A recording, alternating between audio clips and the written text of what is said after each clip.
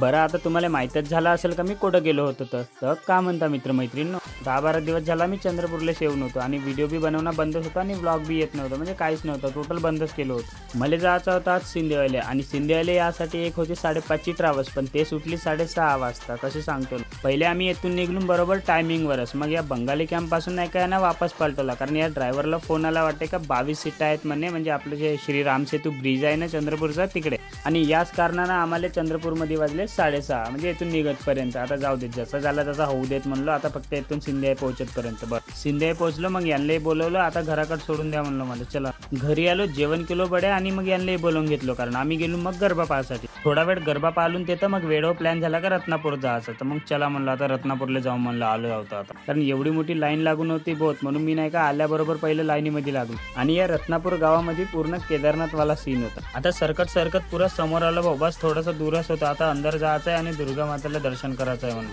अंदर आल्यावर पाया लागून झाले आणि तुम्ही पाहू शकता डेकोरेशन किती मस्त केलं आहे. आता एकच काम राहिला होता आमच्याकडे प्रसाद खायचं ना जायचं म्हणून. आता तुम्ही मला सांगा बरं तुम्ही बी गेले होते का महादुर्गा पाहासाठी रत्नापूरला आणि बाहेर निघल्याबरोबर पहिलं गेलो भाऊ मी चप्पल पाहासाठी कारण सांगतो ना साला कोणी दाबून देईल फालतू.